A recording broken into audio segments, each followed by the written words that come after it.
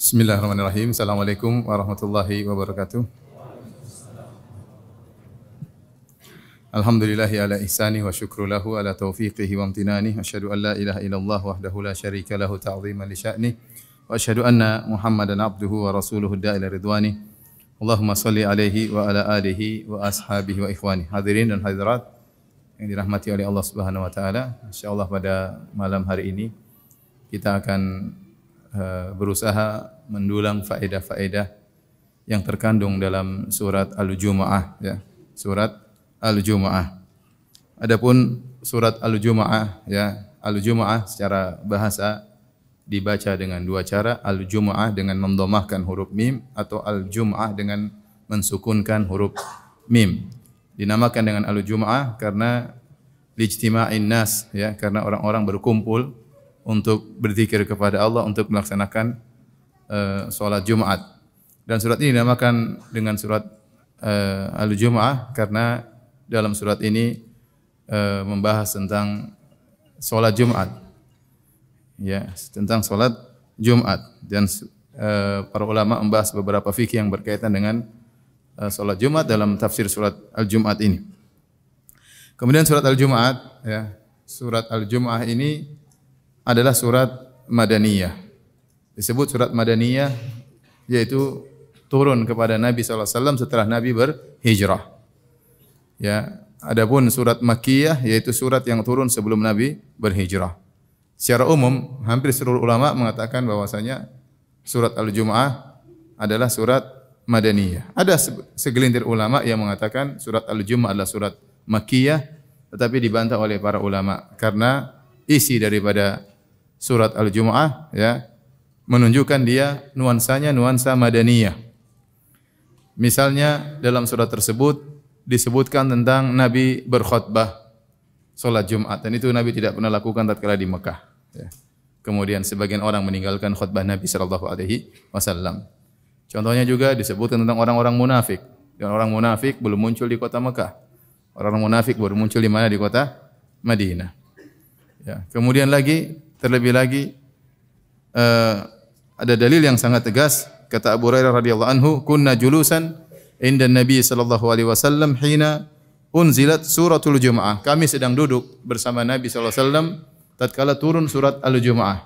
Dan kita tahu Abu Hurairah radhiyallahu anhu, perawi hadis ini, beliau tidak masuk Islam kecuali tatkala Nabi sudah berhijrah, dan beliau bergabung bersama Nabi setelah perang Khaybar atau sekitar tahun 7 Hijriyah, sekitar tahun 7 Hijriyah, yang menunjukkan bahwasanya surat Al-Jumu'ah adalah surat Madaniyah. Ini membantu kita untuk memahami nuansa surat tersebut. Karena kalau kita bilang surat tersebut surat Makkiyah, maka kita tahu audiens yang sedang ditujukan turunnya surat tersebut adalah orang-orang kafir Quraisy. Makanya nuansa surat Makkiyah biasanya berkaitan tentang iman kepada hari akhirat, iman kepada Al-Quran, iman kepada Rasulullah sallallahu alaihi wasallam. Tetapi kalau surat Madaniyah, maka audiensnya biasanya adalah orang-orang para sahabat, kaum muslimin. Sehingga biasanya isinya nuansanya masalah fikih, masalah hukum-hukum, ya. Sebagaimana nampak dalam surat Al-Jumu'ah. Hadirin dan hadirat yang dirahmati oleh Allah Subhanahu wa taala, hari Jumat adalah hari yang spesial bagi umat Islam. Maka dia adalah Al-Aid Al-Usbu'i, yaitu hari raya mingguan. Kita tahu bahwasanya dalam Islam ada 2 hari raya tahunan, yaitu Idul Fitri dan Idul Adha. Kemudian ada hari raya setiap pekan, yaitu Yaumul Jum'ah. Dalam Sahih Muslim dari Abu Hurairah radhiyallahu anhu, Rasulullah SAW bersabda, khairu yaumin tala'at alaihi syamsu yaumul Jum'ah. Hari yang terbaik yang matahari terbit di hari tersebut adalah hari Jumat. Fihi khuliqa Adam. Pada hari tersebut Adam diciptakan. Wa fihi udkhilal jannah, dan pada hari Jumat juga Adam dimasukkan dalam surga. Wa fihi ukhrija minha, dan pada hari Jumat Adam dikeluarkan dari surga. Wa la taqumus sa'atu illa fi yaumil jum'ah, dan tidak akan tegak hari kiamat kecuali pada hari Jumat. Ini hari yang spesial. Adam diciptakan dari Jumat, Adam dimasukkan surga hari Jumat, Adam dikeluarkan alaihissalam dari surga hari Jumat, dan tidak tegak hari kiamat kecuali hari Jumat. Kemudian juga dalam hadis Rasulullah SAW bersabda, nahnul awwalun al-akhirun, atau nahnul akhirun al-awwalun yaumal qiyamah. Kita ini kaum muslimin yang paling terakhir secara zaman, Kita muncul setelah sebelumnya ada kaum Nasrani, sebelumnya lagi ada kaum Yahudi dan kaum-kaum nabi yang lain. Kita yang paling terakhir, nahnul akhirun, tetapi al-awwalun, dan kita yang pertama kali nanti masuk surga. Kita yang paling depan tatkala hari kiamat. Nahnul al-awwalun yaumal qiyamah. Wa nahnu awwalu man yadkhulul jannah, dan kita yang pertama kali masuk surga. Dan kita tahu bahwasanya surga tidak akan terbuka pintunya kecuali yang mengetuknya adalah Nabi Muhammad sallallahu alaihi wasallam. Kemudian kata Nabi sallallahu alaihi wasallam, "Baida annahum utul kitab min qablina wa utinahu min ba'dihim fakhtalafu." Ya. Bahwasanya ahlul kitab diberikan Alkitab, yaitu Taurat dan Injil sebelum kita, dan kita baru diberi Al-Qur'an setelah mereka. Fakhtalafu, mereka pun berselisih. Ya. Disebutkan oleh Ibnu Rajab Al-Hambali dalam Fathul Bari, ya, Syarah Sahih Al-Bukhari. Ya. Jadi Syarah Sahih Al-Bukhari yang sangat bagus menurut saya dua, Fathul Bari karangan Ibnu Hajar Al-Asqalani dan Fathul Bari karangan Ibnu Rajab Al-Hambali. Yang satu mensyarah dengan versi mazhab Syafi'i, adapun Ibnu Rajab mensyarah dengan versi mazhab Hambali. Ya. Akan tetapi Ibnu Rajab Al-Hambali tidak menyempurnakan syarah Fathul Barinya. Seandainya dia sempurnakan maka dia sangat bersaing dengan Fathul Barinya Ibnu Hajar. Ya. Ya, karena betapa banyak faedah-faedah yang terdapat di Fathul Barinya Ibnu Rajab tidak terdapat pada Fathul Barinya Ibnu Hajar rahimahumullah jami'an. Taib, intinya beliau menjelaskan dalam Fathul Bari bahwasanya sungguhnya kaum Yahudi dan kaum Nasrani mereka juga diwajibkan oleh Allah Subhanahu wa taala untuk mengagungkan hari Jumat. Untuk mengagungkan hari Jumat dan menjadikan hari Jumat sebagai Id mereka. Fakhtalafu, tapi mereka berselisih. Bahkan mereka mengedepankan akal mereka, ya. Para rasul mereka menyuruh mereka untuk mengagungkan hari Jumat, tetapi mereka mengagungkan akal mereka sehingga mereka menyelisih syariat. Ya.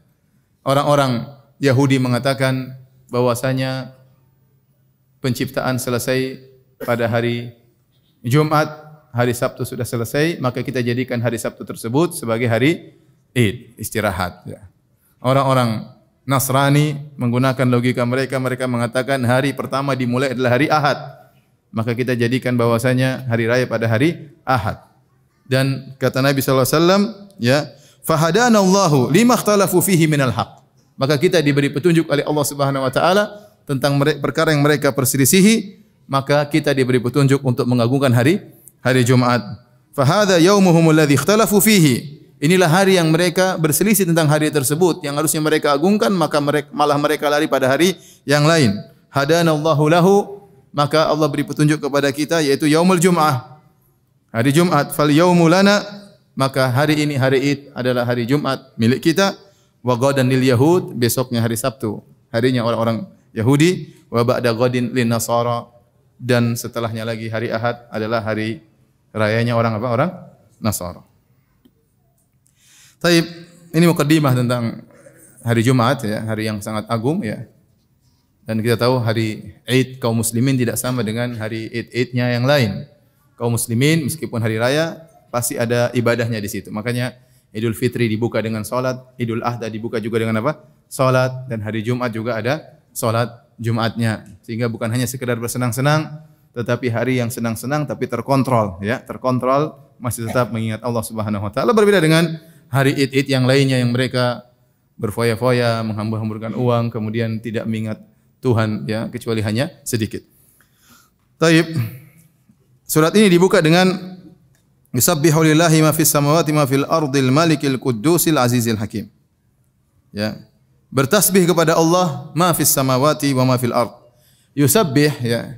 Yusabbih di sini datang dalam fi'il mudhari', ya. Dan musabbihat dalam Al-Quran namanya ayat-ayat surat-surat musabbihat. Ada 7 kalau tidak salah. Ada surat-surat yang dibuka dengan sabbaha dengan fi'il madhi, ya, seperti dalam surat Al-Hadid, ya, kemudian surat Al-Hasyr, ya.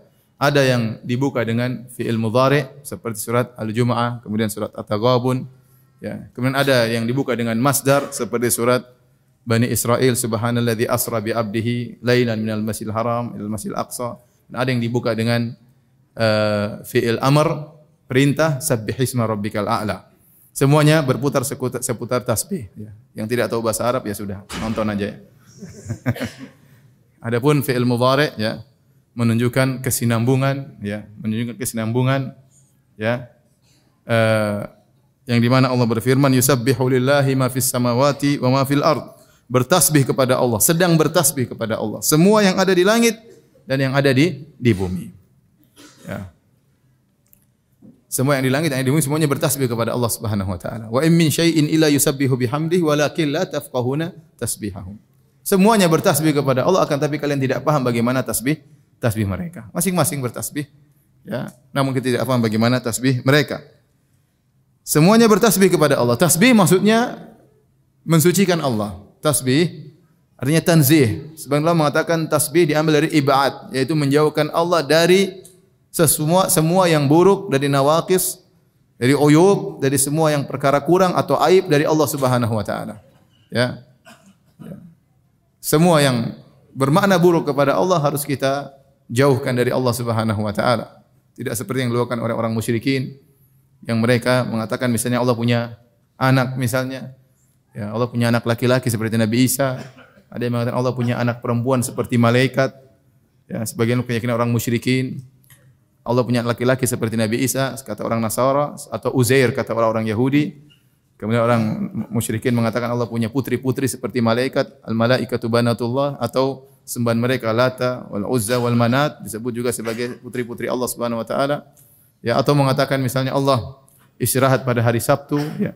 Atau seperti dalam kitab suci mereka mengatakan Allah menyesal, kemudian Allah sedih misalnya. Ini semua tidak pantas bagi Allah Subhanahu wa taala. Maka Allah mengajarkan kepada kita untuk mentasbih Allah dari semua hal yang merupakan cercaan, celaan, kekurangan bagi Allah Subhanahu wa taala, karena Allah Maha sempurna dalam segala hal. Maha sempurna dalam segala hal.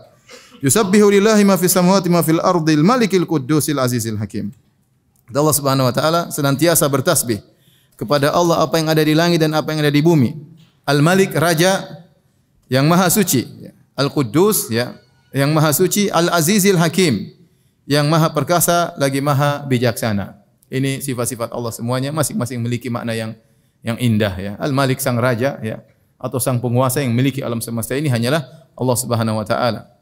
Innal hamda wan ni'mata laka wal mulk. Sungguhnya segala kenikmatan, segala pujian, segala kerajaan hanyalah milik Engkau. Dan pada hari kiamat kelak Allah mengatakan, Anal Malik, aina mulukul ard. Saya adalah raja, mana raja-raja dunia? Ya, semua raja-raja dunia pada hari kiamat kelak semuanya tidak berdaya, semuanya tidak memiliki kekuasaan. Kata Allah, limanil mulkul yaum lillahil wahidil qahar. Milik siapa kerajaan pada hari ini, pada hari kiamat? Milik Allah Subhanahu wa taala yang Maha Esa dan Maha Kuasa. Bila Al-Malik, ya. Kemudian Al-Quddus yang Maha Suci, sama maknanya dengan kita jelaskan tentang tasbih. Kemudian Al-Aziz yang Maha Perkasa, Al-Hakim yang Maha Perkasa lagi Maha Bijaksana, ya. Al-Hakim maknanya dua, bisa artinya Dzu al-hikmah, ya, atau Dzul hukum. Allah Subhanahu wa taala Maha memiliki walillahi hikmatun balighah, memiliki hikmah yang sangat tinggi, ya. Apapun yang Allah kerjakan pasti ada hikmahnya. Apa yang Allah takdirkan pasti ada hikmahnya. Enggak mungkin Allah melakukan sesuatu dengan sia-sia. Bahkan Allah menciptakan iblis pun ada hikmahnya.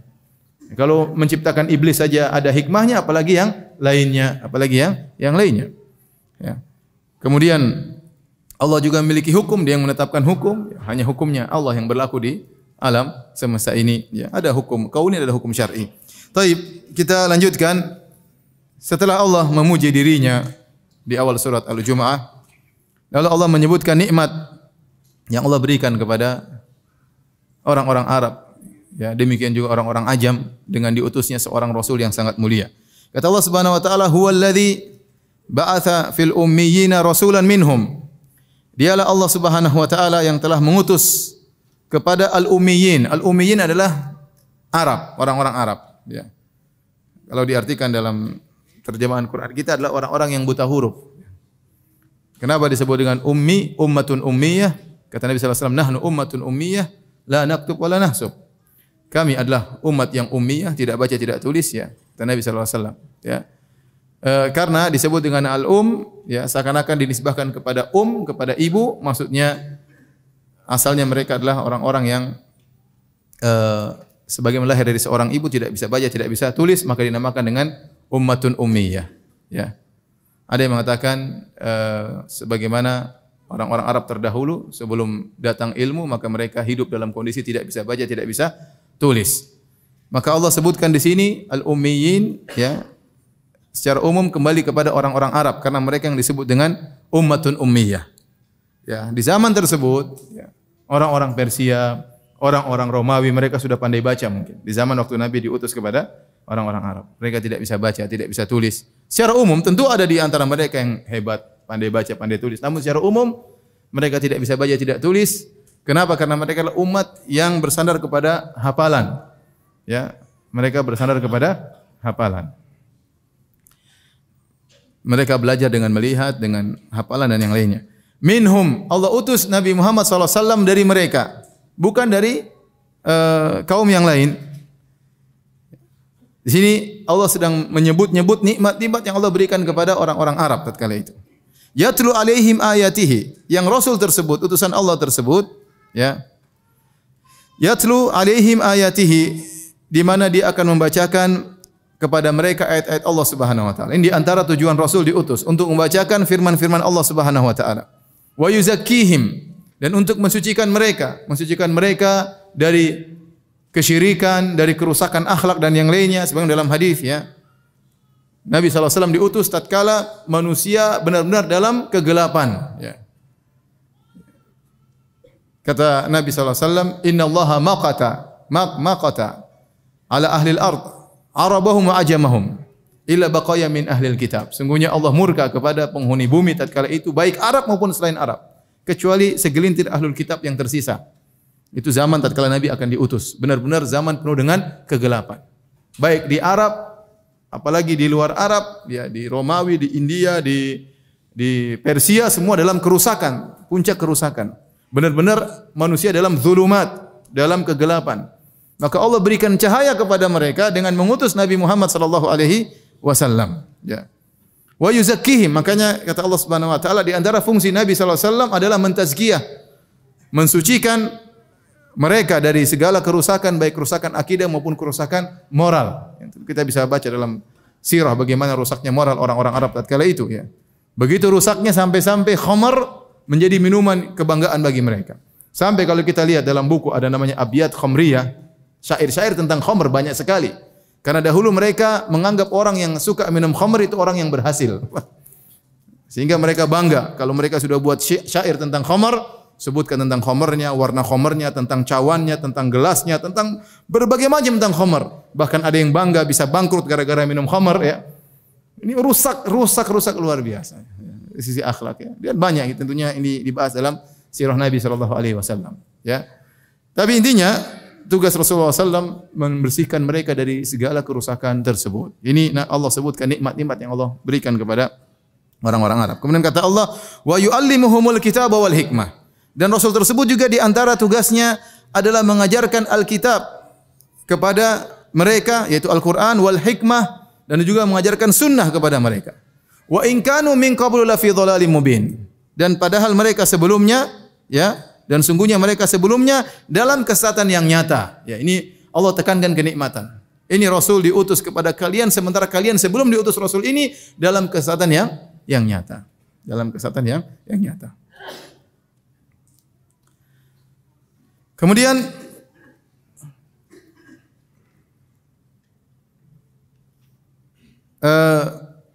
Allah lanjutkan firman-Nya, wa akharina minhum lamma yalhaqu bihim wa huwal azizul hakim. Dan juga Allah mengutus Rasul ini kepada kaum yang lain, wa akharin, kaum yang lain dari mereka, minhum, selain Arab maksudnya. Jadi dalil bahwasanya Rasulullah SAW diutus bukan cuma untuk orang Arab, tapi untuk seluruh umat manusia. Makanya Allah mengatakan wa akharina minhum, selain mereka. Al-ummiyin orang Arab. Walladzi ba'atha fil ummiyin rasulan minhum. Dialah Allah yang telah mengutus dari kaum Arab Rasul dari mereka. Kemudian Allah mengatakan wa akharina minhum, dan juga Allah mengutus Rasul tersebut yaitu Muhammad SAW untuk selain Arab. Untuk selain Arab. Lamma yalhaqu bihim wa huwal azizul hakim. Ya.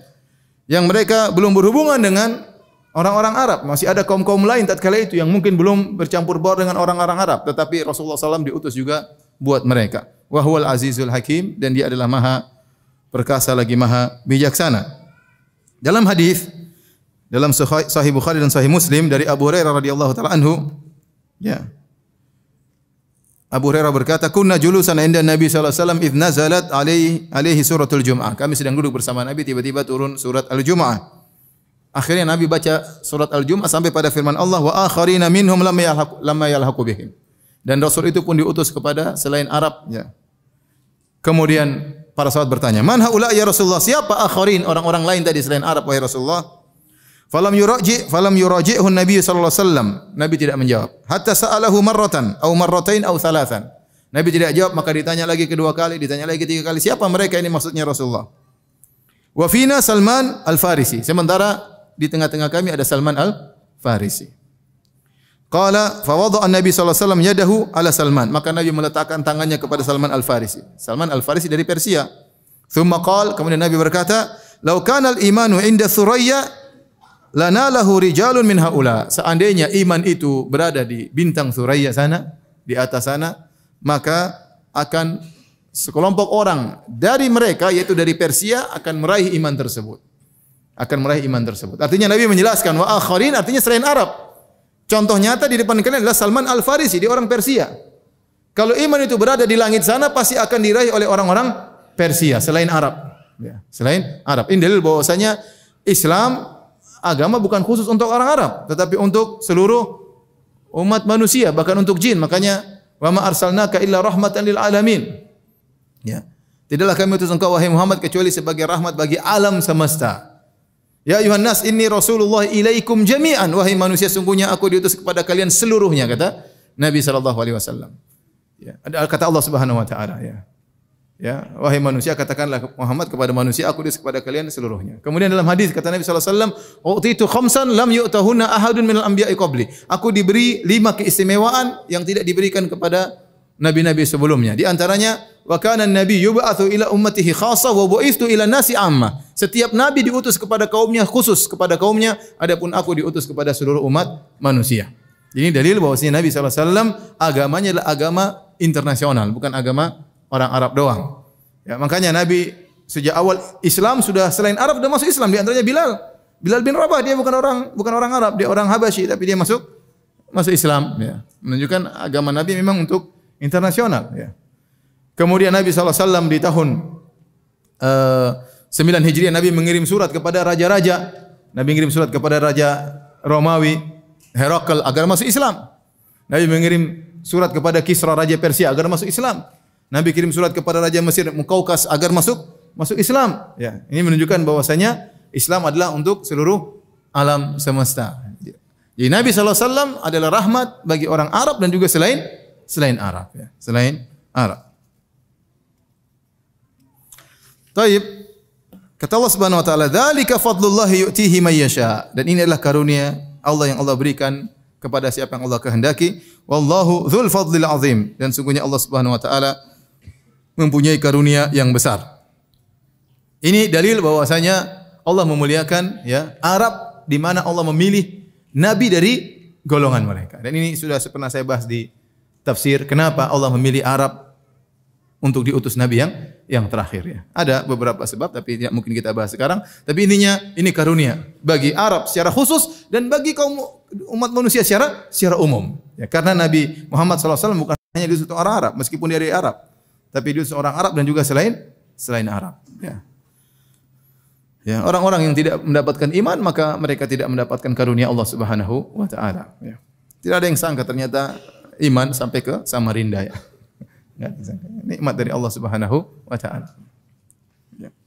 Baik. Setelah itu Allah menyebut tentang orang-orang Yahudi. Kata Allah Subhanahu wa taala, "Matsalul ladzina hummilut Taurata tsumma lam yahmiluha." Perumpamaan orang-orang yang dipikulkan kepadanya Taurat, maksudnya kullifu bit Taurat, kullifu bil amal bit Taurat, yaitu perumpamaan orang-orang yang dibebankan oleh Allah untuk mengamalkan isi Taurat, yaitu orang Yahudi. Tsumma lam yahmiluha, kemudian mereka tidak memikulnya, maksudnya kemudian mereka tidak mengamalkannya, tidak memahami isi maknanya dan tidak, atau mereka sudah paham namun mereka tidak mengamalkannya. Kata Allah, kamathalil himari yahmilu asfara. Maka perumpamaan mereka seperti himar, keledai-keledai yang memikul buku-buku. Memikul buku-buku. Bi'sa mathalul qaumil ladzina kadzdzabu bi ayatillah. Dan inilah seburuk-buruk perumpamaan terhadap suatu kaum yang mendustakan ayat-ayat Allah Subhanahu wa taala. Wallahu la yahdil qaumadz zalimin. Dan Allah tidak beri petunjuk kepada orang-orang yang zalim, ya. Kenapa Allah sebutkan orang-orang Yahudi pada ayat yang kelima ini, ya? Setelah Allah menyebut tentang kenikmatan Allah mengutus rasul kepada alam semesta, kepada Arab secara khusus, kepada alam semesta secara umum. Kemudian Allah sebutkan orang Yahudi. Kenapa orang Yahudi? Mereka tidak beriman kepada Nabi Muhammad SAW. Mereka tidak beriman. Disebutkan dalam sebagian buku tafsir, tatkala Rasulullah SAW kemudian berdakwah, maka orang-orang Yahudi Madinah kirim surat kepada orang Yahudi di Khaybar, ya, bertanya tentang Muhammad, ya. Maka mereka mengingkari. Kata mereka, kita adalah abna Ibrahim, kita adalah keturunan Ibrahim alaihissalam, Khalil Rahman, ya. Kemudian kita seluruh nabi-nabi al-anbiya minna, seluruh nabi-nabi berasal dari kita, ya. Ya, tidak dikenal ada nabi dari orang Arab. Maka kita tidak akan beriman dengan siapa? Dengan Muhammad, ya. Dengan Muhammad. Oleh karena sebagaimana kisah yang masyhur tatkala Nabi SAW pertama datang ke kota Madinah, berhijrah dari Mekah sampai di Kuba, maka berangkatlah Huyai bin Akhtab. Huyai bin Akhtab bapaknya Sofiyah, ya, dengan saudaranya, omnya Sofiyah. Kemudian mereka berdua berangkat pagi-pagi dengan penuh semangat, berangkat menuju Kuba untuk mengecek Muhammad sallallahu alaihi wasallam. Apakah dia nabi sebagaimana yang dijelaskan dalam Taurat dan Injil? Maka berangkatlah mereka berdua dengan penuh semangat untuk cek. Kemudian kata Sofiyah radhiyallahu taala anha, kemudian mereka pulang masih remang-remang, mereka sudah berangkat. Pulang dalam kondisi sore hari, dalam kondisi lemas. Kemudian mereka berbicara di antara mereka. Omnya Sofiyah berkata, huwa? Apakah itu Muhammad yang benar-benar yang ada dalam Taurat? Kata Huyai bin Akhtab, huwa. Benar, itu nabi yang kita tunggu-tunggu. Kemudian ma mauqifuka minhu? Bagaimana kau mensikapinya? Apa jawaban Huyai bin Akhtab? Adawatuhu ma baqiya dahr. Aku akan terus memusuhinya seumur hidup. Padahal dia sudah tahu itu nabi yang diutus oleh Allah Subhanahu wa taala. Oleh karenanya Allah mencela mereka dengan mengatakan, ya, bahwasanya alladzina atainahumul kitaba ya'rifunahu kama ya'rifuna abna'ahum. Orang-orang diberikan Alkitab, yaitu orang-orang Yahudi, mereka mengenal Muhammad sebagaimana mereka mengenal anak-anak mereka. Allah menjelaskan pengenalan orang Yahudi terhadap Nabi SAW seperti mengenal anak mereka. Artinya pengenalan yang sangat detail. Pengenalan yang sangat detail. Kita tahu anak kita secara detail, tahu sifatnya bagaimana, bodinya bagaimana, mainnya di mana, temannya siapa, ya. Jadi Allah menggambarkan bagaimana mereka mengenal Rasulullah SAW dengan pengenalan yang sangat detail. Makanya orang-orang Yahudi, kenapa mereka sengaja tinggal di kota Madinah? Karena mereka tahu Nabi terakhir akan berhijrah di kota Madinah. Maka mereka menantikan kedatangan Rasulullah SAW. Falamma ja'ahum ma'arafu kafarubi. Tatkala datang apa yang mereka sudah kenal, yang mereka nanti-nantikan, mereka kafir kepada Rasulullah SAW. Dari situlah kenapa mereka disamakan dengan himar. Kenapa? Karena mereka tidak mengamalkan isi Taurat. Ya. Kata Allah Subhanahu wa taala, "Matsalul ladzina hummilut Taurata tsumma lam yahmiluha." Perumpamaan orang-orang yang dibebani untuk menjalankan Taurat kemudian mereka tidak menjalankannya, kamatsalil himar, seperti himar. Himar yahmilu asfara. Himar yang sedang, keledai yang sedang memikul buku, dia tidak tahu ini buku, isinya ilmu, atau ini zabel, atau keranjang, atau sampah, dia enggak tahu. Dia tidak bisa bedakan. Dia asal mikul dan dia tidak tahu apa yang dia pikul. Ya. Artinya Allah mencela mereka. Harusnya kalian orang Yahudi, kalian sudah ngerti bahwasanya Muhammad bukan diutus hanya untuk orang Arab, bahkan diutus untuk kalian, dan kalian tahu hal tersebut dalam Taurat, tapi kalian mengacuhkan, kalian tidak peduli, ya. Kalian cuek dengan hal tersebut, kalian menutup mata, ya. Maka kalian seperti himar yang memikul apa? Buku-buku. Yang himar tersebut tidak bisa baca buku, ya tidak. Artinya mereka bisa baca, mereka seperti himar, kata Allah Subhanahu wa taala. Ya. Bahkan sebenarnya Allah mengatakan mereka lebih parah daripada himar, ya. Balhum adhal, mereka lebih sesat daripada himar. Kenapa lebih sesat? Karena orang Yahudi punya pemahaman, ya. Ya. Himar kalau tidak tahu wajar dia bahlul, ya. Dia enggak ngerti, ya, tidak bisa baca buku. Ente orang Yahudi punya otak cerdas. Ya, kalian sudah baca tapi kalian tidak mengamalkan ilmu tersebut, maka kalian lebih parah daripada himar. Dan ini adalah perumpamaan yang sangat buruk yang Allah berikan kepada orang-orang Yahudi. Inilah kenapa kaitannya tiba-tiba Allah masuk pada paragraf tentang orang-orang Yahudi. Karena setelah Allah menyebutkan Rasulullah SAW adalah nikmat yang Allah berikan kepada orang Arab, ummiyin, dan juga kepada seluruh umat manusia. Dan seluruh umat akharin, termasuk akharin adalah orang-orang Yahudi. Namun ternyata mereka tidak beriman, mereka menganggap mereka tidak berhak untuk beriman kepada seorang nabi dari bangsa Arab. Ya, semua itu hanyalah karena hasad. Karena hasad. Taib, setelah itu Allah berfirman, "Qul ya ayyuhalladzina hadu in za'amtum annakum awliya'u lillahi min dunin nas. Fatamannal mauta in kuntum shadiqin." Katakanlah wahai Muhammad, ya ayyuhalladzina hadu, wahai orang-orang Yahudi. Ini masih lanjut tentang orang-orang Yahudi. Setelah Allah memperumpamakan mereka dengan himar, Allah suruh Nabi untuk membantah mereka. Kenapa? Karena mereka ngaku-ngaku mereka adalah Asy-Sya'ab al-Mukhtar, yaitu suku pilihan Allah Subhanahu wa taala. Mereka adalah yang terbaik, ya. Mereka adalah yang terbaik dan mereka meyakini nahnu abna'ullahi wa ahibba'uh. Sebagaimana firman Allah Subhanahu wa taala, wa qalatil yahudu wan nasara nahnu abna'ullahi wa ahibba'uh. Berkata Yahudi Nasrani yaitu Bani Israel, kami ini adalah anak-anak Allah, yaitu kami memiliki kedudukan di sisi Allah. Wa ahibba'uh, dan kami adalah kekasih-kekasih Allah, itu Allah mencintai kami. Itu pengakuan mereka. Bahkan mereka merasa bahwasanya mereka kalau mati pasti masuk surga. Ya. Mereka kalau mati pasti masuk surga. Seperti firman Allah Subhanahu wa taala, "Qul in kanat lakumud darul akhiratu indallahi khalisatan min dunin nas, fatamannawul mauta in kuntum shadiqin." Jadi mereka merasa kalau mereka mati pasti masuk surga. Karena itu mereka merasa mereka spesial, mereka tidak mau beriman kepada orang Arab. Enggak mau. Muhammad Arab. Seandainya Muhammad Yahudi, mereka langsung beriman. Tapi qadarullah ternyata Muhammad apa? Arabi. Ya. Muhammad SAW ternyata apa? Arabi. Ya, bagaimana kita bisa beriman? Konsekuensi dari kita adalah umat terpilih, ya, suku terpilih. Ya. Melarang kita untuk beriman dengan suku yang lebih rendah daripada kami, yaitu Arab. Ya. Kalau antum tahu manusia paling sombong di alam semesta orang Yahudi. Paling sombong. Mereka menganggap semua makhluk yang diciptakan oleh Allah adalah untuk melayani mereka. Sebenarnya semua manusia selain suku Yahudi, mereka itu hewan sebenarnya. Kedudukan mereka adalah hewan, hanya saja mereka dibentuk dalam bentuk manusia supaya bisa melayani Yahudi.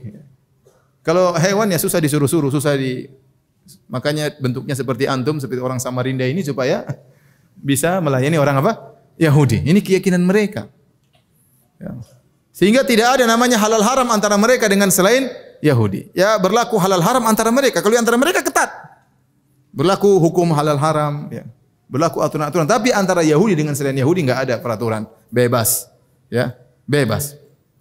Bahkan asalnya adalah semua kata mereka harta yang ada di selain Yahudi adalah milik Yahudi. Boleh diambil dengan cara apapun. Mereka tuliskan dalam keyakinan mereka. Semua harta yang ada. Karena antum semua ini adalah hamba-hambanya Yahudi, pelayan Yahudi. Maka seluruh harta yang ada pada antum adalah milik Yahudi. Orang Yahudi berhak mengambil dengan cara apapun. Karena seperti mengambil harta yang dirampas oleh orang. Intinya, jadi mereka merasa mereka kalau mati pasti masuk surga. Mereka adalah suku terpilih, maka tidak pantas untuk beriman kepada suku rendahan seperti suku Arab. Ternyata Muhammad SAW dari orang Arab. Maka Allah sudah membantah syubhat tersebut yang ada pada otak mereka. Kata Allah Subhanahu wa taala, "Qul ya ayyuhalladzina hadu." Katakanlah wahai Muhammad, wahai orang-orang Yahudi, "In za'amtum annakum awliya'u lillahi min dunin nas." Kalau kalian menyangka, meyakini bahwasanya kalian adalah wali-wali Allah, kekasih-kekasih Allah, selain kalian tidak ada. Cuma kalian saja yang kekasih-kasih Allah, fatamannawul mauta, maka mintalah untuk mati in kuntum shadiqin. Kalau kalian benar-benar jujur dengan keyakinan tersebut. Ya, maka waktu itu Nabi tantang mereka. Coba minta mati. Kalau kalian merasa pasti masuk surga. Kalau merasa masuk surga, ngapain hidup lama-lama? Saya kalau tahu saya sekarang mau surga dapat 1 juta bidadari, saya mau mati sekarang. Tapi saya tidak tahu saya masuk mana. Kalau antum tahu antum bakalan mati pasti masuk surga, pengin mati atau tidak? Pengin mati, ngapain hidup setengah mati di dunia ini ya? Hidup sana setengah mati cari nafkah, ngurus istri, ngurus anak-anak, ngurus pekerjaan, ya. Diperintahin orang, diomelin bos, macam-macam. Ya. Maka gampang, kalau kalian merasa pasti mau surga, minta mati. Namun tidak ada yang di antara mereka yang minta mati. Kata Allah Subhanahu wa taala, "Wala yatamannawnahu abadan." Dan mereka selamanya tidak bakalan minta mati. Bima qaddamat aydihim, dan karena apa ulah yang mereka lakukan. Mereka tahu mereka ini brengsek di sisi Allah Subhanahu wa taala. Makanya mereka tidak berani minta mati. Dalam riwayat kata Nabi sallallahu alaihi wasallam, ya, yang hadis ini disahihkan oleh Ibnu Hajar dalam kitabnya, ya, beliau berkata, tatkala turun ayat ini, Rasulullah SAW bersabda, "Walladzi nafsu Muhammadin biyadihi," demi zat yang jiwa Muhammad berada di tangannya. "Lau tamannawul maut," seandainya mereka minta mati, "ma baqiya ala dhahriha yahudiyyun illa mata," maka tidak ada yang tersisa kecuali akan mati. Seandainya mereka mengatakan, "Iya, kita minta mati saja," mati tatkala itu. Tapi karena mereka tahu Muhammad mengancam sallallahu alaihi wasallam dan ini beneran bahwasanya Muhammad utusan Allah, mereka tidak berani minta mati. Bahkan kenyataan yang ada, pengakuan mereka tidak sejalan dengan praktek mereka. Mereka merasa kalau mati masuk surga, ternyata mereka orang yang paling takut mati. Ya. Yawaddu ahaduhum law yu'ammara alfasana. Wa ma huwa bimuzahzihi minal adzabi ay yu'ammar. Kata Allah Subhanahu wa taala, setiap orang Yahudi berangan-angan ingin hidup 1000 tahun. Ya, karena mereka tidak mau mati. Kata Allah, kalaupun mereka hidup 1000 tahun, tidak bakalan mereka bisa selamat dari azab neraka Jahannam. Jadi intinya, ikhwan dan akhwat yang dirahmati oleh Allah Subhanahu wa taala, orang-orang Yahudi, ya, mereka merasa pasti masuk surga, maka dibantah oleh Nabi, kalau merasa masuk surga silakan minta mati. Ternyata mereka tidak berani, dan prakteknya mereka malah takut apa? Takut mati. Ini menunjukkan bahwasanya perbuatan tidak sesuai dengan keyakinan atau ucapan. Kemudian Allah melanjutkan, masih bantahan terhadap mereka. Qul innal mauta alladhi tafirruna minhu, sungguhnya kematian yang kalian kabur darinya. Fa innahu mulaqikum, sungguhnya kematian tersebut akan bertemu dengan kalian. Di sini ada bahasa Arab, ya. Jadi kata Allah Subhanahu wa taala, "Qul innal mauta alladzi tafirruna minhu." Sesungguhnya kematian yang kalian lari darinya, fa innahu mulaqikum. Maka sesungguhnya kematian tersebut akan menjumpai kalian. Secara susunan kalimat, maka kurang pas dikatakan sesungguhnya maka, ya. Tidaklah dikatakan maka jawaban syarat kecuali jika baru maka. Paham tidak? Bahasa Indonesia kalau kita bilang maka harusnya ada jika sebelumnya. Ya, tetapi di sini tidak ada jikanya. Sungguhnya kematian yang kalian lari darinya maka akan menjumpai kalian. Maka sebagian ulama mengatakan itu maksudnya, dan ini uslub dalam bahasa Arab, maksudnya sungguhnya kematian yang kalian lari darinya, jika kalian pun lari pasti akan menjumpai kalian. Ya. Jika kalian lari sejauh-jauhnya, ya, pasti akan menjumpai kalian. Makanya dalam ayat yang lain kata Allah Subhanahu wa taala, "Aina ma takunu yudrikumul maut walau kuntum fi burujin musyayyadah." Dimanapun kalian berada, kalian akan dijumpai dengan kematian meskipun kalian berada di tembok yang kokoh. Siapa yang bisa menghindar dari kematian? Mau raja, mau presiden, mau jenderal, mau anak buahnya ribuan, kalau kematian datang maka tidak ada yang bisa selamat, ya. Mau jago, ya, mau siapapun, mau ahli karate, ahli tembak, ahli senjata, ahli apa, kalau kematian datang waktunya dia tidak bisa menghindar. Apalagi yang tidak ahli-ahli seperti kita. Yang jagoan saja meninggal, ya. Maka kematian kalaupun kalian kabur dengan berbagai cara. Dengan misalnya menjaga kesehatan.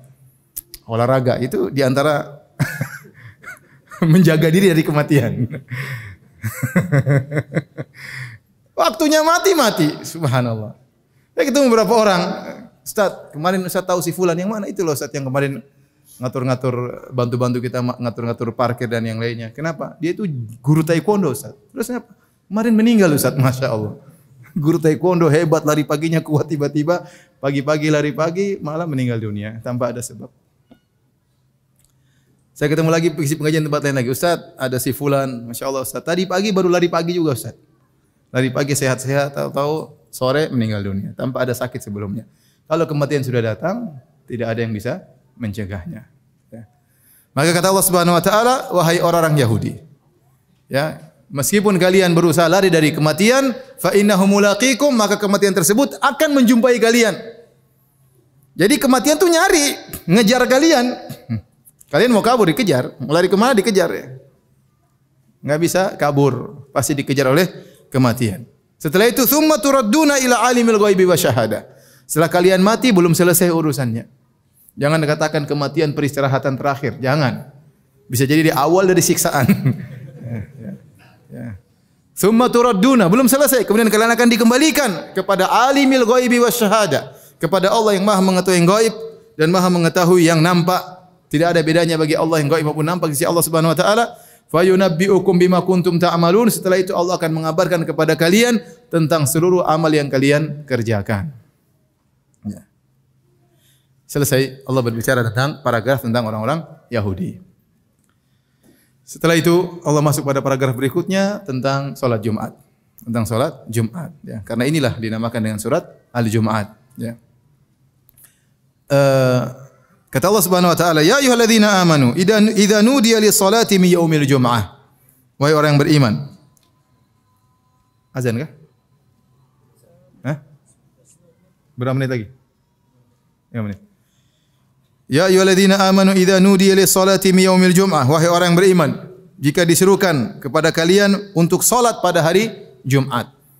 Apa kaitannya dengan ayat sebelumnya? Kata para ulama, orang-orang Yahudi pasti mati. Mereka berusaha selamat dari kematian, mereka pun akan mati. Dan kalau mereka mati, mereka akan celaka dan binasa. Nah, antum orang-orang beriman, jangan demikian. Semangatlah untuk beribadah. Untuk persiapkan diri kalian bertemu dengan akhirat. Kalau diserukan untuk salat Jumat, segera berangkat menuju salat Jumat. Ya, ini maksudnya. Ya ayyuhalladzina amanu idza nudiya lis-salati min yaumil jum'ah. Wahai orang beriman, jika diserukan kepada kalian untuk melaksanakan salat Jumat, ya, fas'au ila dzikrillah, maka berangkatlah menuju untuk mengingat Allah Subhanahu wa taala. Di sini para ulama menyebut tentang masalah fikih, ya. Banyak masalah fikih oleh para ahli tafsir dalam ayat-ayat ini, tapi di antaranya disebutkan misalnya salat Jumat hanya wajib bagi orang yang mendengar seruan azan Jumat, ya. Kalau dia tidak mendengar seruan azan Jumat, maka tidak wajib salat Jumat.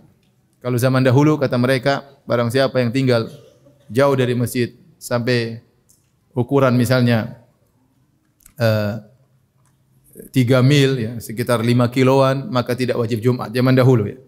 Karena orang kalau azan suara paling jauh cuma 5 kilo. Paling jauh itu sudah teriak habis-habisan itu. Lebih dari itu sudah tidak kedengaran. Maka orang-orang yang tinggal jauh misalnya sampai 10 kilo, 20 kilo tidak wajib untuk datang salat Jumat di kota Madinah di zaman tersebut, ya. Ya, memang sekarang azan di mana-mana, alhamdulillah. Kita bisa naik mobil, ya. Tapi taruhlah misalnya tinggal di suatu negara kafir yang di mana masjid sangat jauh, tidak terdengar suara Jumat, yang harus berjalan sampai 20 kilo, tidak wajib untuk salat Jumat, ya. Karena Jumat hanya wajib bagi orang yang mendengar azan misalnya. Jadi kalau mau berangkat enggak ada masalah, tapi kalau katakan wajib maka tidak wajib. Kata Allah, fas'au ila dzikrillah. Fas'au ila dzikrillah artinya berangkatlah kalian menuju salat Jumat dengan bergegas, ya. Bukan maksudnya fas'au dengan berlari, tidak, ya. Bukan maksudnya berlari tapi berangkat dengan bergegas, dengan tenang tapi segera menuju salat Jumat. Itu sama seperti as-sa'yu di sini bukan berarti apa namanya berlari, ya, atau berlari kecil, tapi maksudnya bergegas segera menuju ke salat Jumat, jangan sampai terlambat. Baik hadirin hadirat yang hati Allah Subhanahu wa taala, Allah berfirman, "Fas'au ila dzikrillah", maka bersegeralah kalian menuju zikrullah. Zikrullah di situ ada yang mengatakan khutbatul Jum'ah, ya. Wa dzarul bai', dan tinggalkanlah jual beli. Oleh karenanya kalau sudah dikumandangkan azan untuk salat Jumat, atau kalau sekarang ada yang azan 2 kali, maksudnya azan kedua, ya. Azan sekali, ya, di zaman Nabi azan cuma sekali, barang siapa yang azan sudah dikumandangkan azan Jumat maka tidak boleh dijual beli. Kalau dia jual beli, nekat jual beli, maka hukumnya haram.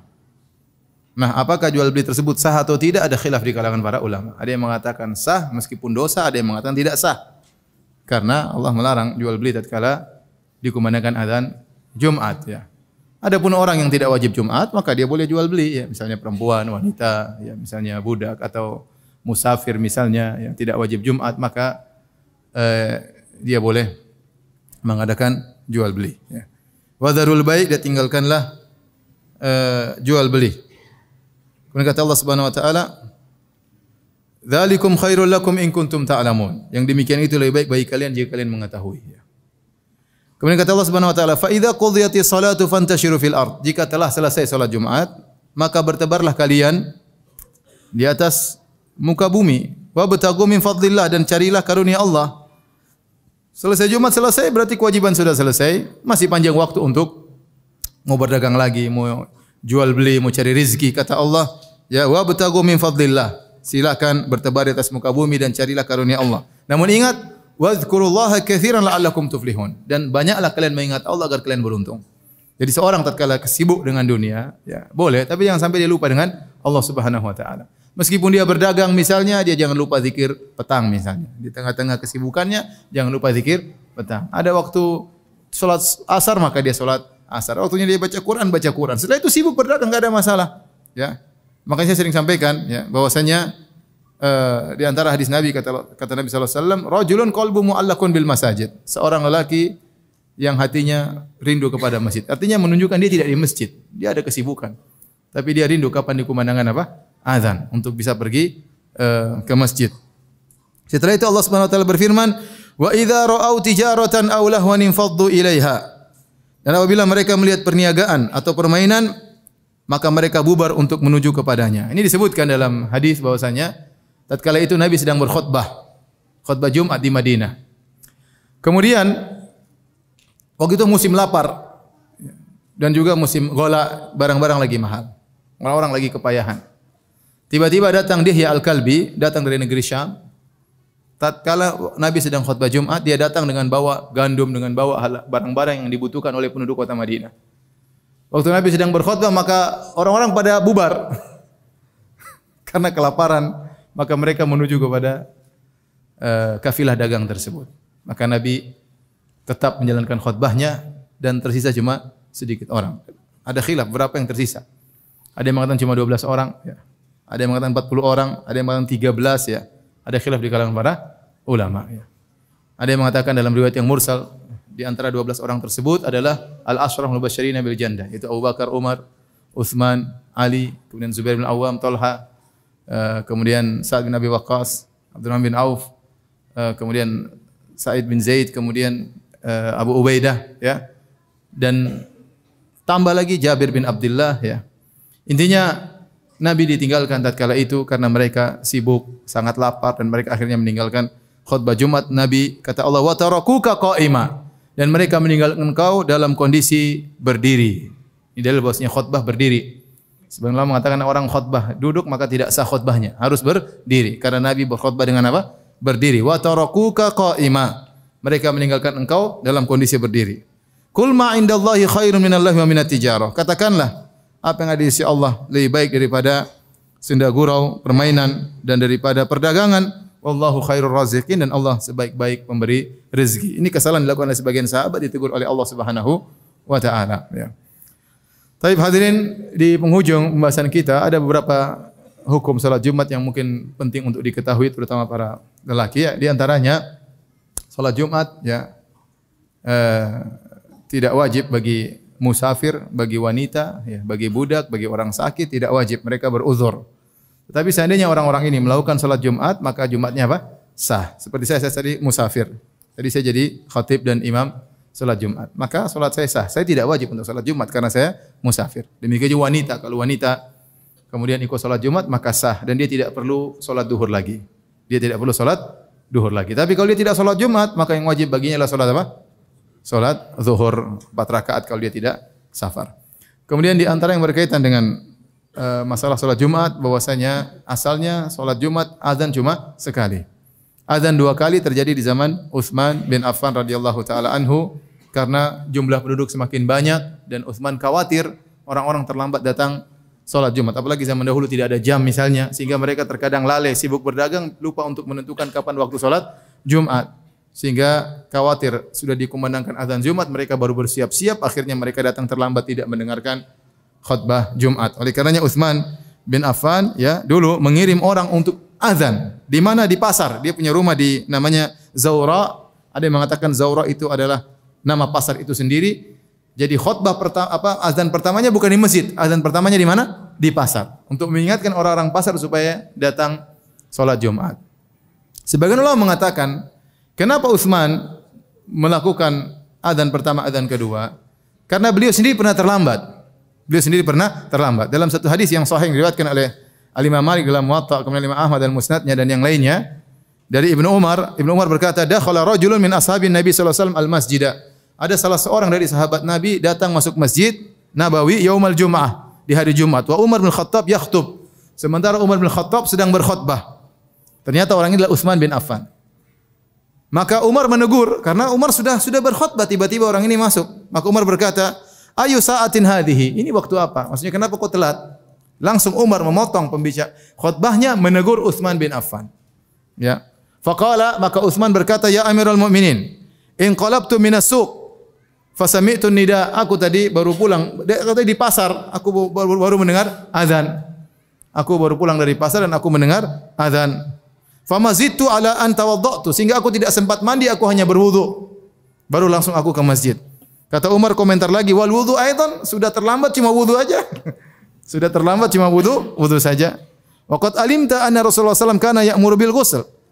Bukankah kau tahu Rasulullah SAW dulu memerintahkan kita untuk mandi untuk salat Jumat. Nah, di sini hadis yang sahih dan ini menunjukkan Utsman pernah terlambat. Dia datang salat tatkala Umar sedang khutbah Jumat. Bisa jadi ini yang menyebabkan beliau akhirnya tidak ingin terlambat lagi dan tidak ingin orang-orang terlambat seperti yang pernah beliau alami, sehingga beliau mengadakan namanya adzan pertama yang jaraknya cukup jauh. Adzannya bukan di masjid tapi adzannya di mana? Di pasar-pasar untuk mengingatkan. Sehingga para ulama sekarang khilaf, apakah kita kembali kepada zaman Nabi yang adzan cuma sekali ataukah kita adzan 2 kali? Ya. Maka pendapat yang lebih kuat, kalau memang diperlukan maka tidak apa-apa adzan dua kali, ya. Ya, kalau memang ada orang lalai, kemudian khawatir orang lupa, maka boleh azan 2 kali. Ini yang praktekkan di Masjid Nabawi, Masjid Haram. Ya, bahwasanya setengah jam sebelum azan kedua ada azan pertama. Itu sebelum zuhur sekitar setengah jam azan pertama. Setelah itu baru kemudian azan kedua. Sehingga orang, apalagi di sekitar Masjid Nabawi banyak pasar. Sekitar Masjid Haram juga banyak pasar. Sehingga begitu dikumandangkan azan pertama, mereka sudah siap-siap untuk menuju ke masjid untuk bisa melaksanakan salat Jumat dengan baik.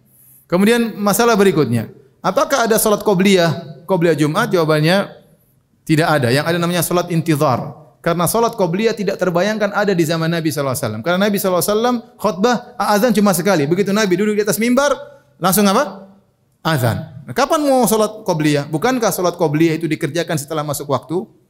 Salat qobliyah itu salat yang dikerjakan setelah masuk waktu. Tidak boleh seorang qobliyah zuhur kecuali setelah azan zuhur. Tidak boleh seorang misalnya qobliyah subuh kecuali setelah azan subuh, ya. Maka tatkala dikumandangkan azan Jumat, tidak mungkin orang qobliyah karena begitu azan selesai Nabi langsung khutbah. Tidak ada kesempatan untuk salat qobliyah. Tidak ada qobliyah Jumat. Tetapi yang ada namanya salat intizar. Seorang datang ke masjid mau jam berapa saja silakan dia salat sampai khatib datang. Sampai khatib datang, bahkan pendapat yang rajih meskipun di waktu terlarang, ya. Misalnya waktu terlarang sekitar 7 menit sebelum azan zuhur, itu waktu terlarang untuk salat. Tetapi kalau seorang salat menunggu imam, dia salat terus sampai imam datang boleh. Meskipun waktu terlarang berdasarkan hadis yang sahih tentang masalah ini. Ya. Kemudian juga jika seorang datang masuk ke masjid, ya, sementara azan sedang dikumandangkan, maka jangan dia tunggu azan selesai baru dia salat tahiyatul masjid. Kenapa? Karena wajib bagi dia untuk mendengarkan khutbah dan tidak wajib bagi dia untuk menjawab azan. Saya ulangi. Seorang masuk masjid, ini sebanyak kesalahan dilakukan orang, begitu masuk masjid, azan dikumandangkan, dia nunggu azan selesai dulu. Selesai azan baru kemudian dia salat 2 rakaat. Itu salah, harusnya azan dikumandangkan dia salat tahiyatul masjid. Karena dia tidak wajib menjawab azan, tetapi dia wajib mendengarkan khutbah. Tatkala dia menjawab azan sampai selesai, kemudian imam berkhutbah, dia salat, berarti dia salah. Ada kewajiban yang akhirnya dia kurang benar untuk melaksanakannya. Kalaupun seorang datang, ternyata khatib sedang berkhutbah, maka kata Nabi, salatlah dengan cepat, jangan lama-lama. Ya sudah baca Al-Fatihah, kalau perlu baca surat, kalau enggak perlu juga enggak apa-apa. Al-Fatihah, inna a'tainakal kautsar, Al-Fatihah qul huwallahu ahad misalnya, segera cepat, jangan berlama-lama di situ, ya. Karena mengganggu konsentrasi imam. Orang yang khutbah ente salat lama-lama, ya. Ente diwajibkan untuk mendengarkan khutbah, maka tetap salat tahiyatul masjid, tetapi jangan jangan lama-lama, salat dengan cepat, kemudian segera fokus untuk mendengarkan khutbah Jumat, ya. Kemudian banyak ya masalah fikih tentang Jumat, tapi saya rasa ini sudah cukup, ya. Demikian saja apa yang saya sampaikan tentang salat Jumat, ya, atau tafsir surat Al-Jumu'ah. Kalau ada yang bertanya saya persilahkan, wallahu taala alam bisawab.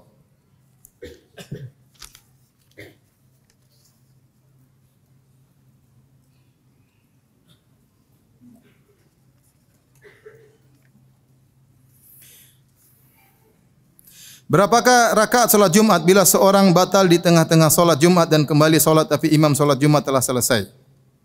Kalau dia tidak mendapati ruku pada rakaat kedua, maka dia tidak mendapati salat Jumat. Selama dia masih mendapatkan ruku pada rakaat kedua, maka dia mendapati salat Jumat. Tapi misalnya dia batal kemudian dia balik wudu, kemudian dia balik lagi, ternyata dia mendapati imam sudah sujud pada rakaat kedua, ya, atau sudah iktidal tatkala rakaat kedua, berarti dia tidak dapat salat Jumat. Maka imam assalamualaikum, dia salat zuhur 4 rakaat.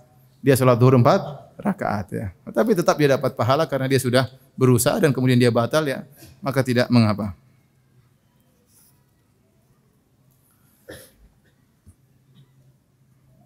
Bagaimana membedakan kebenaran yang sungguhnya dengan syubhat? Tidak ada cara kecuali dengan belajar. Tidak ada cara kecuali dengan apa? Belajar. Sehingga kita tahu mana yang hak, mana yang batil. Juga berdoa kepada Allah Subhanahu Wa Taala agar bisa membedakan antara kebenaran dengan kebatilan. Ya. Karena syubhat itu istilah suatu yang disangka kebenaran ternyata kebatilan. Ya. Dan seorang tidak tahu kecuali dengan ilmu.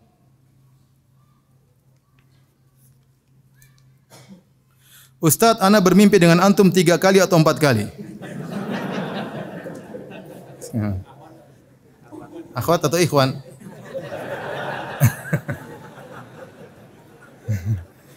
Duda atau perjaka, janda atau gadis.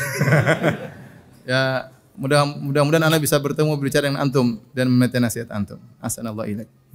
Kalau masalah kalau kesempatan silakan bertanya langsung. Apa hukumnya masjid tidak diadakan salat Jumat dikarenakan ada masjid lebih besar di sekitarnya? Itu yang seharusnya. Jika ada masjid besar, ya, maka tidak disukai untuk dibangun masjid-masjid di sekitarnya untuk dilaksanakan salat Jumat karena Islam senang dengan persatuan. Kecuali masjid tersebut tidak mencukupi, ya. Orang-orang datang sudah tidak cukup, maka perlu membangun masjid yang lain. Tapi kalau ada misalnya masjid utama, kemudian masjid-masjid ada di sekitarnya, dan kalau orang ke masjid tersebut masih cukup, maka jangan mengadakan salat Jumat di masjid sekitarnya, ya. Tetapi kalau ternyata masjid tersebut sudah full dan tidak cukup orang ke situ, perlu bangun masjid yang lain, maka tentu lebih baik kita bangun masjid yang lain, tidak akan salat Jumat di masjid yang lain juga.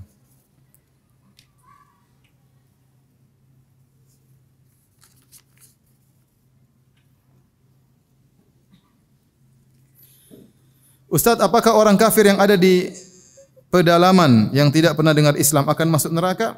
Jawabannya, kata Allah, wa ma kunna mu'adzibina hatta nab'atsa rasula. Sungguhnya kami tidak akan mengadab sampai kami mengutus rasul. Rasul sampai kepada dia atau yang mewakili rasul, para dai atau ilmu yang sampai kepada mereka zaman sekarang misalnya lewat media sosial, lewat internet, lewat majalah, lewat televisi dan yang lainnya. Kalau tidak sampai sama sekali kepada dia, semua sarana ilmu tertutup, tidak ada dai, tidak ada medsos, tidak ada yang lainnya, ya, maka orang seperti ini tidak dikatakan dia masuk neraka. Statusnya di dunia kafir, karena dia tidak pernah masuk Islam, KTP-nya kafir. Kalau dia meninggal maka harus dikubur dengan cara orang kafir, tidak boleh disolatkan karena dia tidak pernah masuk Islam. Tapi bagaimana di akhirat? Di akhirat Allah akan menguji dia. Sebenarnya dalam hadis riwayat Ahmad, Allah akan menguji orang-orang seperti ini dengan cara Allah Subhanahu wa taala. Karena Allah tidak mengadab dia karena tidak pernah sampai kepadanya risalah sama sekali.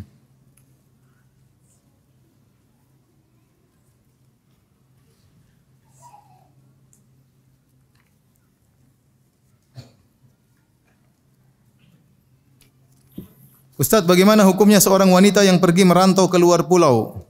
Lalu seorang wanita tersebut menikah di perantauannya tersebut dengan seorang laki tanpa sepengetahuan orang tuanya. Pulang kampung tahu-tahu bawa anak dan suami. Masya Allah.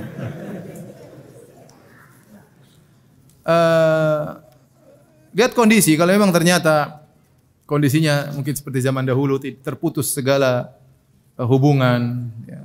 Kalau dia harus pergi ke pulau yang lain, sangat susah misalnya, ya, misalnya dia terdampar ke Australia misalnya atau dampar kemana, tidak bisa berhubungan dengan walinya, maka itu lain cerita, ya. Lain cerita, maka bisa dinikahkan dengan misalnya para ustadz di sana misalnya. Tapi kalau ternyata bisa berhubungan dengan walinya, ya, ya maka harus, ya, karena kata Nabi sallallahu alaihi wasallam, la nikaha illa biwali. Tidak ada nikah kecuali dengan apa? Wali, ya. Ya. Ayyum imra'atin nakahat bi ghairi waliha fa nikahuha batil.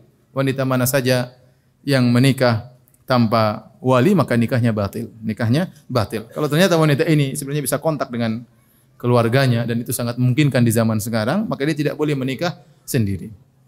Kalau dia tidak tahu hukumnya, maka disebut dengan nikah syubhat. Nikah syubhat, maka dia harus mengulangi pernikahannya. Adapun anak yang lahir dari pernikahan syubhat tersebut, maka anaknya sah, tetap dinisbahkan kepada bapaknya, tetapi dia dan suaminya harus mengulangi nikah tersebut kembali supaya nikahnya sah.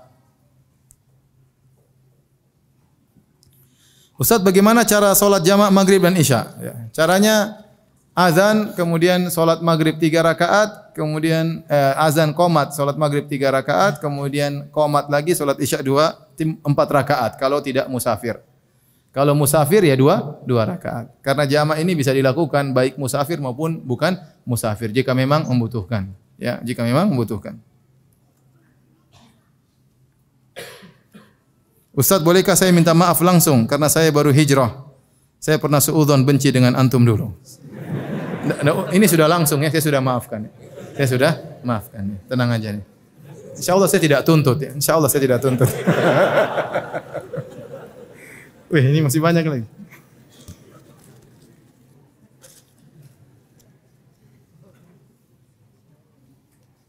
Ustadz, ketika pengaturan status WA kita hanya untuk orang tertentu saja, misalnya status WA kita khusus umat saja yang bisa melihat, apakah termasuk berdosa? Ketika pengaturan status WA kita hanya untuk orang tertentu saja. Tidak, ini aturan WA semua orang tahu. Dia berhak menggunakan aturan tersebut, tidak dikatakan dusta. Saya berhak untuk memblokir ya. Orang yang telepon menyangka telepon saya mati terus, terserah dia. Tapi saya berhak untuk memblokir, itu privasi saya. Dan HP memberi peraturan untuk bisa apa? Memblokir. Jangan dikatakan saya berdusta. Ya. Jangan dikatakan saya berdosa. Misalnya saya bikin grup, orang lain tidak bisa masuk ya.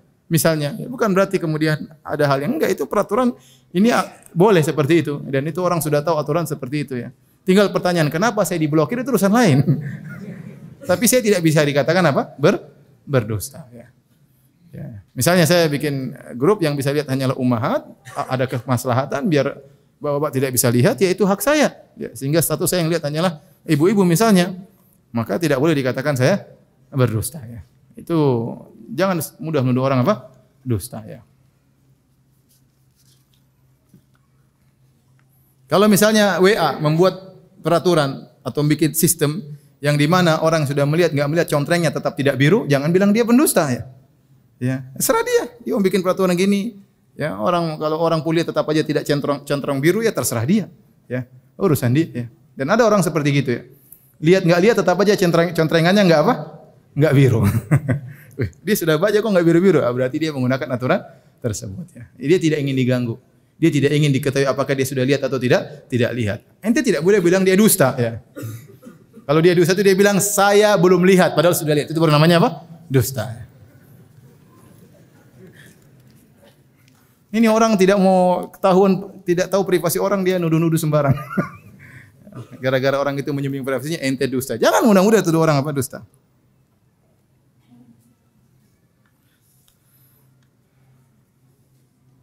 Ustaz, apakah boleh sholat Jumat tidak di masjid walaupun dekat? Karena ada sebuah uzur, orang kalau tidak bisa sholat Jumat, tidak usah sholat Jumat. Dia sakit misalnya, sholat di rumah, sholat duhur. Ustaz, bagaimana hukumnya jika ada azan sudah dikumandangkan dan di waktu itu ada musibah seperti kebakaran? Sedangkan di tempat itu sangat sedikit untuk membantu memadamkan api tersebut. Sehingga mereka menunda waktu sholat Jumat. Tidak ada masalah. Tidak ada masalah.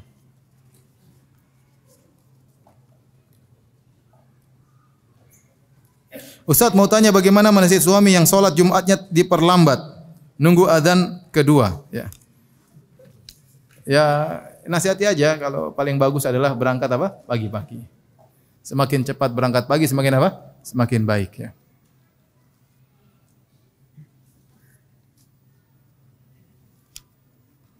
Ustaz, apakah seorang wanita melaksanakan salat zuhur langsung setelah azan zuhur di hari Jumat?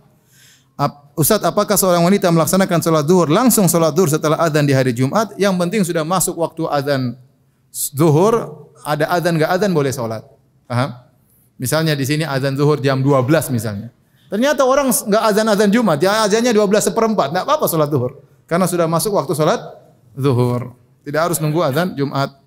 Karena Jumat itu ada pendapat, dua pendapat. Ada yang mengatakan salat Jumat boleh dikerjakan sebelum zawal, sebelum waktu salat zuhur. Ini pendapat sebagian salaf. Sebagian salaf mengatakan dan jumhur ulama berpendapat waktu salat Jumat adalah waktu salat zuhur. Namun saya katakan ada sebagian fuqaha yang mengatakan boleh Jumatan jam 10 boleh. Ya. Ya, kalau kita kaitkan salat zuhur dengan azan Jumat, nanti salat zuhur jam berapa? Jam 10. Jadi pokoknya seorang wanita kalau sudah tahu masuk waktu salat zuhur meskipun belum azan, silakan dia salat, tidak jadi masalah. Bagaimana hukumnya menolak ajakan suami bersenggama karena sedang sakit? Apakah istri berdosa? Tidak, justru suaminya yang berdosa kalau nekat. Ya, orang sakit mau dipaksa. Kasih tahu Mas, saya sedang sakit ya. Ya kalau ada cara lain tidak masalah. Tidak harus misalnya di kemaluan. Cara terserah, cara lain banyak. Banyak jalan menuju Samarinda ya. Bila kita sudah bertobat atas dosa kita, apakah di akhirat nanti masih tetap akan dipertanggungjawabkan? Jawabannya tidak. Seorang yang sudah bertobat atau minaz-dzam kaman la dzamba lahu. Seorang yang bertobat dari dosa seperti orang yang tidak berdosa. Maka dia tidak akan diazab karena Allah sudah menerima tobatnya. Cuma menjadi pertanyaan pertama, apakah tobatnya diterima oleh Allah? Itu pertanyaan pertama. Ya. Maka seorang berusaha benar-benar bertobat kepada Allah. Ya, dia antara berharap dan takut ya.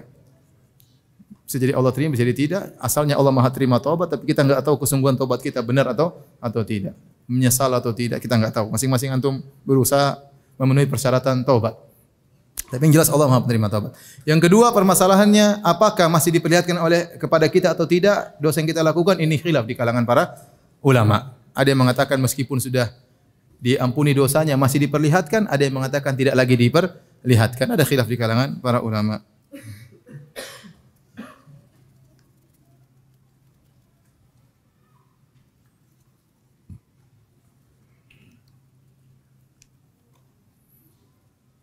Bagaimana cara menasihati teman yang memuji kita di depan orang banyak dan berniat untuk menimbulkan ujub kita? Dari mana antum tahu dia ingin antum ujubnya? Belum tentu ya. Mungkin dia berniat baik ya. Ya antum nasihati aja. Mungkin setelah orang semua pergi antum datang sama dia. Ya akhi, tidak perlu antum begitu ya. Saya ini siapalah ya. Antum belum tahu itu antum baru tahu segitu. Saya masih banyak yang yang belum antum tahu gitu. Enggak usahlah puji-puji saya di depan orang. Saya ini orangnya lemah, imannya lemah, saya mudah riya, saya mudah ujub. Sudahlah, enggak usahlah ya. Banyak keburukan saya yang kamu tidak ketahui. Saya tidak ridho kamu puji-puji saya lagi. Nasihati tapi jangan depan banyak orang biar dia bisa terima nasihat tersebut. Apa hukumnya suami menikahi janda lebih tua daripada saya? Namun pas suami ketahuan sudah menikah, ia mentalak anak melalui SMS. Masya Allah. Suami menikahi janda namun menjandakan istri. Ini dia tulis di sini. Ya, saya tidak tahu ya apa sebabnya suami menjandakan anti ya. Coba di introspeksi ya. Kalau suami yang salah ya. Ya ini namanya ujian hidup ya. Sabar ya. Tapi kalau ternyata anti yang salah ya. Ya ini juga ujian hidup. Tapi tidak mesti kemudian suami yang salah, tidak mesti juga anti yang salah ya. Ya tapi semua ujian dihadapi dengan sabar. Ya. Kalau yang masih bisa kembali merajut kembali yang sudah terputus itu yang terbaik ya. Talak ada tentunya ada talak 1, ada talak 2, ada masa iddah ya. Ya karena terkadang kita harus menempuh dalam tanda kutip kemudaratan yang lebih kecil untuk menghindarkan kemudaratan yang lebih besar. Karena sebagian orang merasa kalau dia di poligami dia mendapatkan kemudaratan, padahal tidak ada kemudaratan.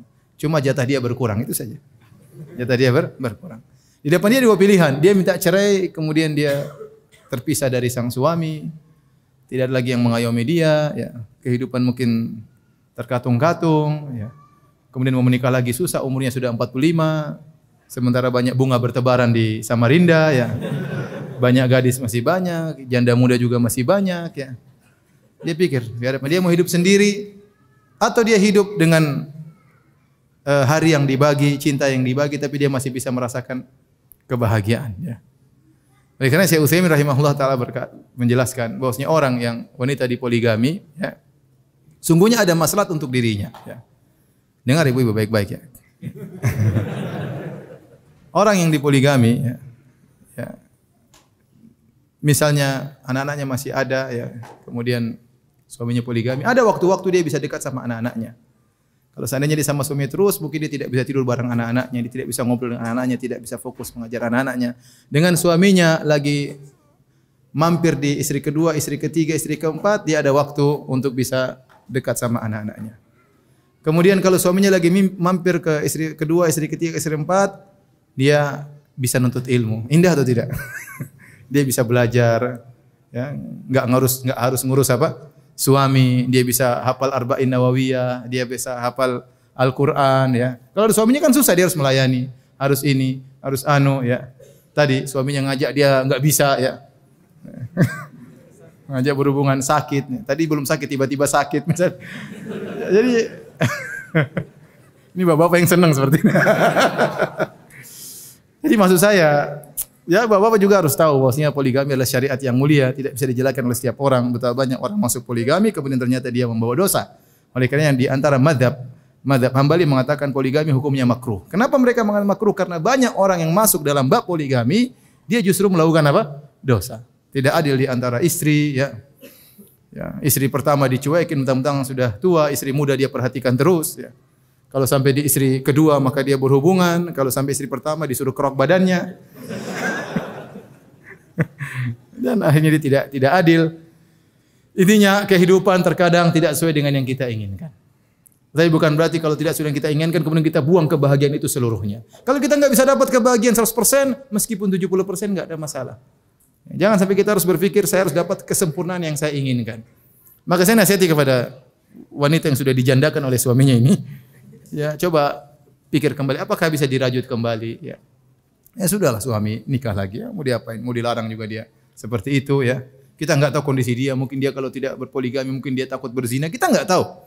Masing-masing orang punya urusan sendiri-sendiri, ya. Ya. Ya tadi mungkin istrinya diajak berhubungan enggak pernah mau daripada dia berzina mending dia menikah, ya. Ya sabar, ya, sabar. Apakah rokok bisa dikiaskan dengan makan bawang yang malaikat akan terganggu bila sholat di masjid? Ya banyak ulama yang mengkiaskan semua hal-hal yang bau, ya karena apa namanya? Nabi mengatakan fa innal malaikata tata'adza mimma yata'adza minhu ibnu Adam. Sungguhnya malaikat terganggu dengan apa yang mengganggu anak Adam. Adapun bawang dalam nasnya ada orang makan bawang atau bawang membuat terganggu kalau dia sholat kemudian dia bicara maka baunya ke kanan dan ke kiri, ya. Maka kalau rokok juga demikian maka tidak boleh, ya. Maka rokok juga tidak boleh karena sebagian orang dia merokok tapi dia tidak sikat gigi misalnya, ya. Ya kalau dia bilang amin ya itu insyaallah. Apa? Aromanya beredar kanan dan kiri, ya. Subhanallah, subhanallah. Ya kalau memang itu mengganggu maka tidak boleh dikiaskan, kias yang benar. Kias yang benar, ya.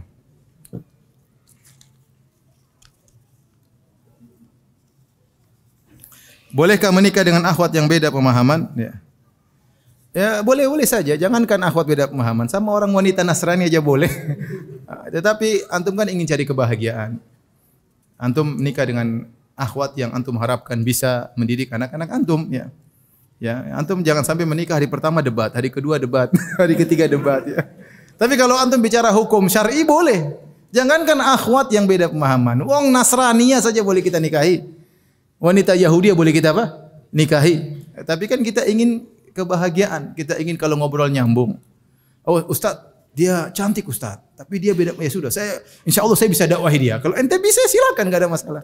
Ya, spekulasi tapi ya. Spekulasi. Kalau berhasil alhamdulillah, kalau enggak ente yang didakwahi sama dia. Oleh karena ada seorang kalau enggak salah Imran bin Hattan yang dia memiliki pemahaman Khawarij gara-gara terpengaruh sama istrinya. Gara-gara terpengaruh sama istrinya. Bagaimana hukum salat Jumat di atas kapal penumpang seperti kapal pelni dengan rute yang tetap, ya? Enggak, kalau orang di kapal dia musafir, maka tidak ada salat Jumat, ya. Tidak ada salat Jumat. Justru membiasakan salat Jumat di atas kapal pelni, saya khawatir itu bid'ah. Saya khawatir apa? Bid'ah. Karena Nabi tidak pernah sengaja melaksanakan salat Jumat tatkala sedang apa? safar. Beda kasusnya dan maksudnya mengatakan syaratnya salat Jumat itu harus ada muwatinin, harus ada orang-orang yang tinggal menetap situ. Dan kita tahu semua orang di atas kapal apa? Musafir. Dan merepotkan, bayangkan ya. Karena saya dulu sering naik kapal ya, merepotkan. Ya, bayangkan orang semua kumpul, kemudian wudu setengah mati, kemudian duduk lama-lama di situ, kemudian khotibnya lama lagi.